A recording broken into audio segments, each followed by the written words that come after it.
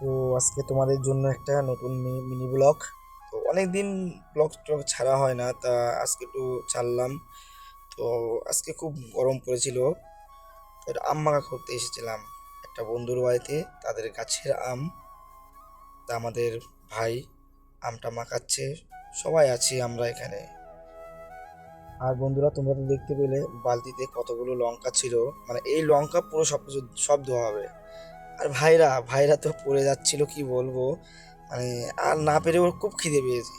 ওকে phone করেছিলাম সকালবেলা, phone করে ডেকে আনা হয়েছে। ও তো আসবে না, জোর জবরদস্তি করে ওকে ডাকা হয়েছে। তা ও আসলো আমাদের সাথে। আর আমাদের এদিকে কানু ভাই তো ওর মতন ওর কাজের কাজ করছে, আম্মা কাটা করছে, সবাই মিলে আমরা খাবো। আর হ্যাঁ, তোমাদের একটা জিনিস দেখাবো, সেটা সবার শেষে দেখতে পাবে। পরে আমার ভাগ্নিকে ফোন করলাম, ভাগ্নে চলে আসলো ওর বাইকটা নিয়ে। পরে বন্ধুরা দেখো কত লঙ্কা, প্রথমেই বলেছিলাম এত পরিমাণে লঙ্কা দিয়েছিল। প্রথমে খেয়েছিলাম, খেয়ে এত পরিমাণে ঝাল লেগেছিল সে বলার মতন না।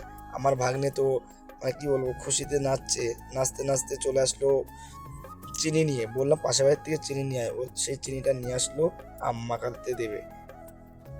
ধোয়ার পরে আমার ভাইরা খেয়ে যাচ্ছে, বুঝেছো, ও আটিটা পর্যন্ত ছাড়ছে না, আটিটা পর্যন্ত খেয়ে নিচ্ছে। আর এদিকে আমিও খেয়ে নিলাম, আর এত পরিমাণে ঝাল লেগেছে।